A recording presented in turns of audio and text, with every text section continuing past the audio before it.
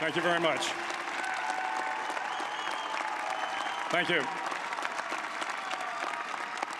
Well, thank you, President Powers, Provost Fenves, deans, members of the faculty, family and friends, and most importantly, the class of 2014. It is indeed an honor for me to be here tonight. It's been almost 37 years to the day that I graduated from UT. I remember a lot of things about that day. I remember I had a throbbing headache from a party the night before.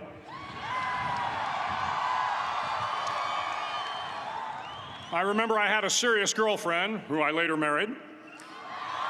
That's important to remember, by the way.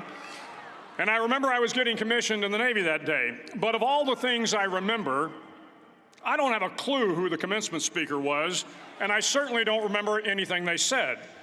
So acknowledging that fact, if I can't make this commencement speech memorable, I will at least try to make it short. So the university's slogan is, "What starts here changes the world." Well, I've got to admit, I kind of like it. What starts here changes the world. Tonight, there are almost 8,000 students, or there are more than 8,000 students graduated from UT. So that great paragon of analytical rigor, Ask.com, says that the average American will meet 10,000 people in their lifetime. 10,000 people, that's a lot of folks. But if every one of you changed the lives of just 10 people, and each one of those people changed the lives of another 10 people, and another 10, then in 5 generations, 125 years, the class of 2014 will have changed the lives of 800 million people. 800 million people. Think about it. Over twice the population of the United States. Go one more generation, and you can change the entire population of the world, 8 billion people. If you think it's hard to change the lives of 10 people, change their lives forever, you're wrong. I saw it happen every day in Iraq and Afghanistan. A young Army officer makes a decision to go left instead of right down a road in Baghdad, and the 10 soldiers with him are saved from a close-in ambush. In Kandahar province, Afghanistan, a non-commissioned officer from the female engagement team senses that something isn't right and directs the infantry platoon away from a 500-pound IED, saving the lives of a dozen soldiers.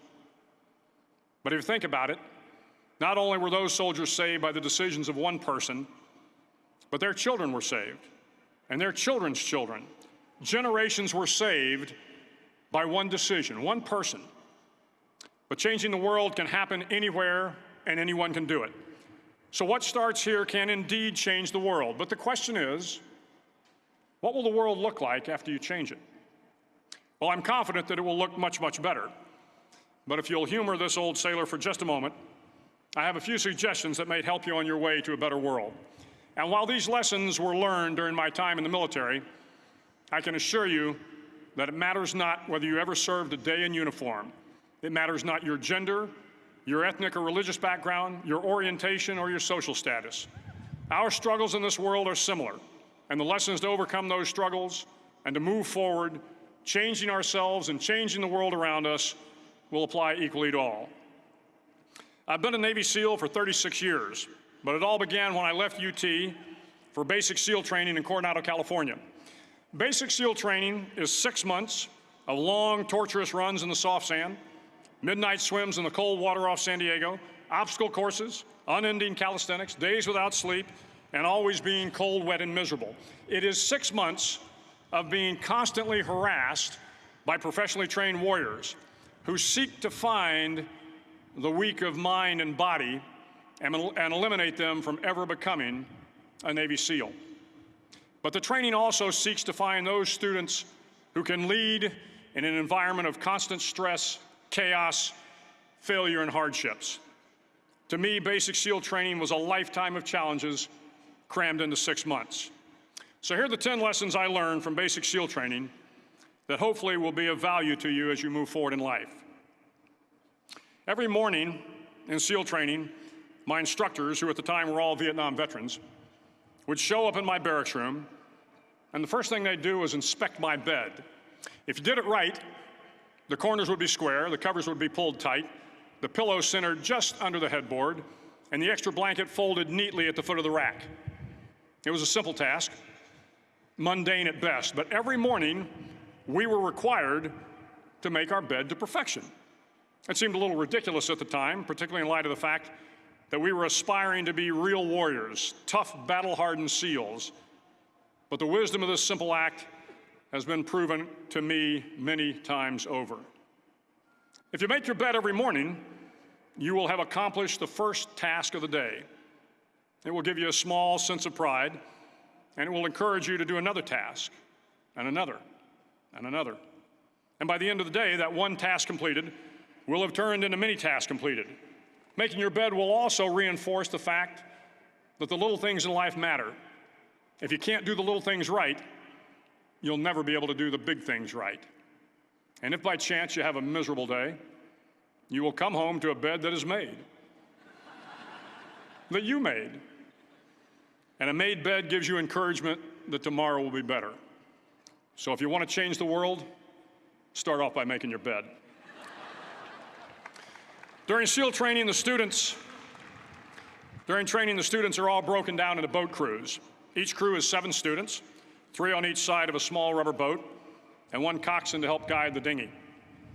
Every day, your boat crew forms up on the beach and is instructed to get through the surf zone and paddle several miles down the coast.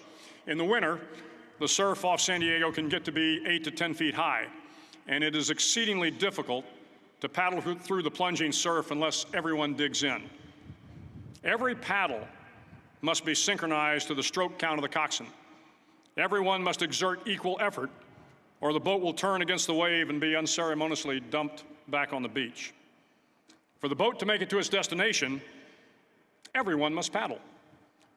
You can't change the world alone. You will need some help. And to truly get from your starting point to your destination takes friends, colleagues, the goodwill of strangers, and a strong coxswain to guide you. If you want to change the world, find someone to help you paddle. Over a few weeks of difficult training, my SEAL class, which started with 150 men, was down to just 42. There were now 6 boat crews of 7 men each. I was in the boat with the tall guys, but the best boat crew we had was made up of the little guys, the Munchkin crew, we called them. No one was over 5'5". The Munchkin boat crew had 1 American Indian, 1 African American, 1 Polish American, 1 Greek American, 1 Italian American, and 2 tough kids from the Midwest. They out-paddled, outran, and outswam all the other boat crews. The big men in the other boat crews would always make good-natured fun of the tiny little flippers the Munchkins put on their tiny little feet prior to every swim. But somehow these little guys from every corner of the nation and the world always had the last laugh, swimming faster than everyone and reaching the shore long before the rest of us. SEAL training was a great equalizer. Nothing mattered but your will to succeed, not your color, not your ethnic background, not your education, not your social status. If you want to change the world, measure a person by the size of their heart, not by the size of their flippers. Several times a week, the instructors would line up the class and do a uniform inspection. It was exceptionally thorough. Your hat had to be perfectly starched, your uniform immaculately pressed, your belt buckle shiny and void of any smudges. But it seemed that no matter how much effort you put into starching your hat or pressing your uniform or polishing your belt buckle, it just wasn't good enough. The instructors would find something wrong. For failing the uniform inspection, the student had to run, fully clothed, into the surf zone, then wet from head to toe, roll around on the beach until every part of your body was covered with sand. The effect was known as a sugar cookie. You stayed in the uniform the rest of the day, cold, wet, and sandy. There were many a student who just couldn't accept the fact that all their efforts were in vain, that no matter how hard they tried to get the uniform right, it went unappreciated. Those students didn't make it through training. Those students didn't understand the purpose of the drill. You were never going to succeed. You were never going to have a perfect uniform. The instructors weren't going to allow it. Sometimes, no matter how well you prepare or how well you perform, you still end up as a sugar cookie. It's just the way life is sometimes. If you want to change the world, get over being a sugar cookie and keep moving forward. Every day during training, you were challenged with multiple physical events: long runs, long swims, obstacle courses, hours of calisthenics, something designed to test your mettle. Every event had standards, times you had to meet. If you failed to meet those times, those standards, your name was posted on a list, and at the end of the day, those on the list were invited to a circus. A circus was 2 hours of additional calisthenics, designed to wear you down, to break your spirit, to force you to quit. No one wanted a circus. A circus meant that for that day, you didn't measure up. A circus meant more fatigue, and more fatigue meant that the following day would be more difficult, and more circuses were likely. But at some time during SEAL training, everyone made the circus list. But an interesting thing happened to those who were constantly on the list. Over time, those students who did 2 hours of extra calisthenics got stronger and stronger. The pain of the circuses built inner strength and physical resiliency. Life is filled with circuses. You will fail. You will likely fail often. It will be painful. It will be discouraging. At times, it will test you to your very core. But if you want to change the world, don't be afraid of the circuses. At least twice a week, the trainees were required to run the obstacle course. The obstacle course contained 25 obstacles, including a 10-foot wall, a 30-foot cargo net, a barbed wire crawl, to name a few. But the most challenging obstacle was the slide for life. It had a 3-level, 30-foot tower at one end and a 1-level tower at the other. In between was a 200-foot-long rope. You had to climb the 3-tiered tower, and once at the top, you grabbed the rope, swung underneath the rope, and pulled yourself hand over hand until you got to the other end. The record for the obstacle course had stood for years when my class began in 1977. The record seemed unbeatable until one day a student decided to go down the slide for life head first. Instead of swinging his body underneath the rope and inching his way down, he bravely mounted the top of the rope and thrust himself forward. It was a dangerous move, seemingly foolish and fraught with risk. Failure could mean injury and being dropped from the course. Without hesitation, the student slid down the rope perilously fast. Instead of several minutes, it only took him half that time. And by the end of the course, he had broken the record. If you want to change the world, sometimes you have to slide down the obstacles head first. During the land warfare phase of training, the students are flown out to San Clemente Island, which lies off the coast of San Diego. The waters off San Clemente are a breeding ground for the great white sharks. To pass SEAL training, there are a series of long swims that must be completed. One is the night swim.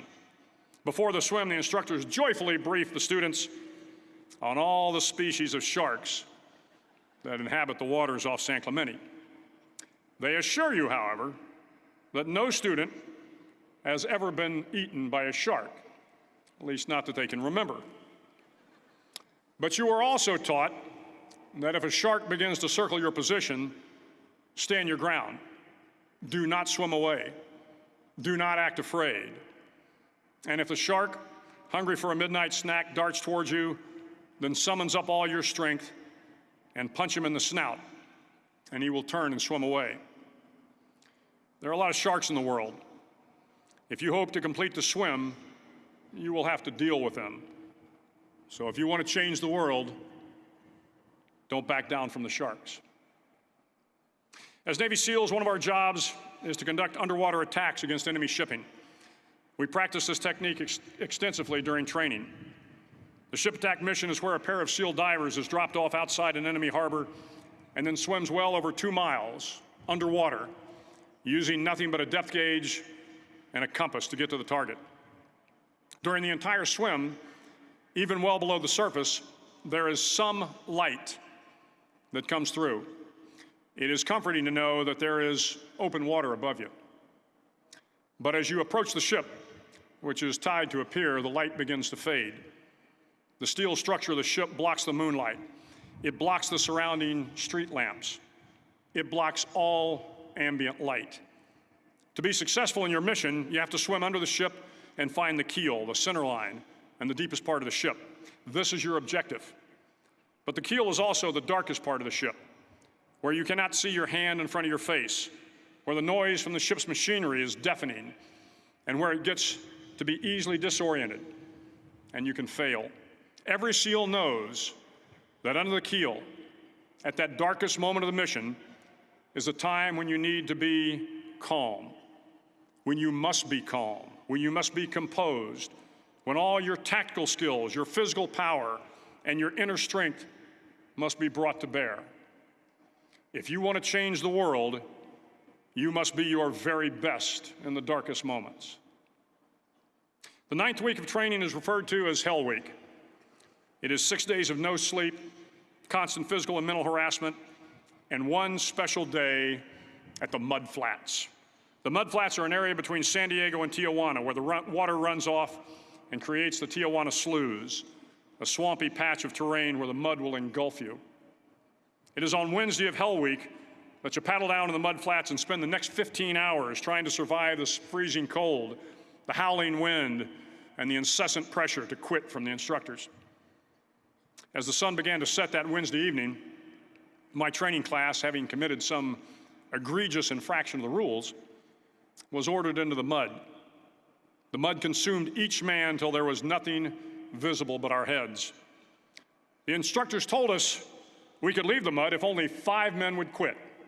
Only 5 men, just 5 men, and we could get out of the oppressive cold.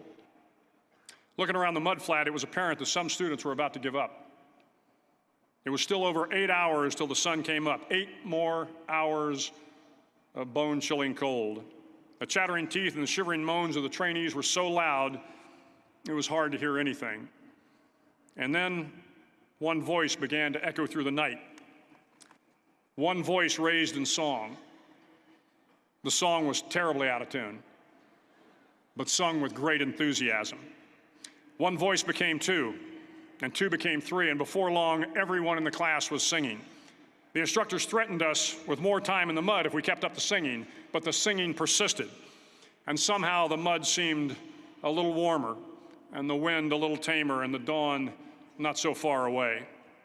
If I have learned anything in my time traveling the world, it is the power of hope. The power of one person, a Washington, a Lincoln, King, Mandela, and even a young girl from Pakistan, Malala. One person can change the world by giving people hope. So if you want to change the world, start singing when you're up to your neck in mud. Finally, in SEAL training, there's a bell. A brass bell that hangs in the center of the compound for all the students to see. All you have to do to quit is ring the bell. Ring the bell, and you no longer have to wake up at 5 o'clock. Ring the bell, and you no longer have to be in the freezing cold swims. Ring the bell, and you no longer have to do the runs, the obstacle course, the PT, and you no longer have to endure the hardships of training. All you have to do is ring the bell to get out. If you want to change the world, don't ever, ever ring the bell. To the class of 2014, you are moments away from graduating, moments away from beginning your journey through life, moments away from starting to change the world for the better. It will not be easy, but you are the class of 2014, the class that can affect the lives of 800 million people in the next century. Start each day with a task completed. Find someone to help you through life. Respect everyone. Know that life is not fair and that you will fail often. But if you take some risks, step up when the times are the toughest, face down the bullies, lift up the downtrodden, and never, ever give up. If you do these things, the next generation and the generations that follow will live in a world far better than the one we have today. And what started here will indeed have changed the world for the better. Thank you very much. Hook 'em horns.